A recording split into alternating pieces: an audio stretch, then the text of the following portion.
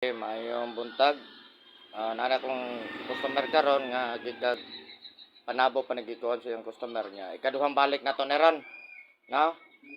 Sige, sulod na to. Okay, alalay lang. Okay, alalay lang. Maglakaw-lakaw ni siya ni katupok usa kay magsiaw. Ha? Kinsa man? Adukan ba? O nga naman? Hadlok kay malamba. Lamba iya gid abayan ug maayo. Pero agunitan lang gud siya, pero dili gud ng kuan. Dili ano bitaron. Okay, katong habol day. Day. Ang habing habol. Lahi karon. Adre lang sa lingkod kay para makuha na tong habol. Okay, lingkod.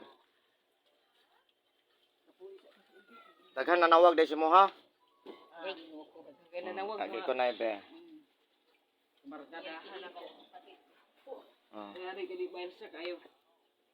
Sige lang kaya tulan ng kuanon lang. Habol di ba? Pagka na lang yun. Kung saan mo ni? Asa?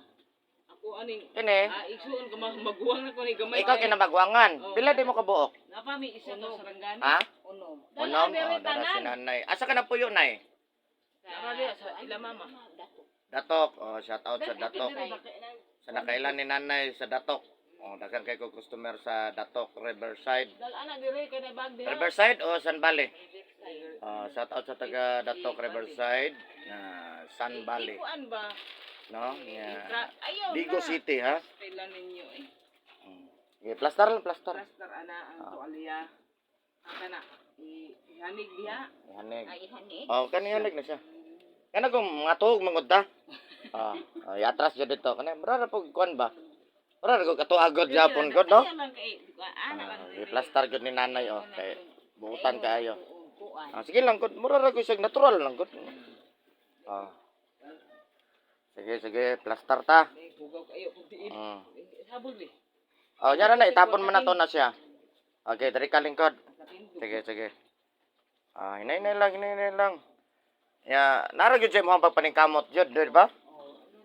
Ayo. Paningkamot ay nga maka kuan jud ko maka-recover. Ay jud papilde ha, sige.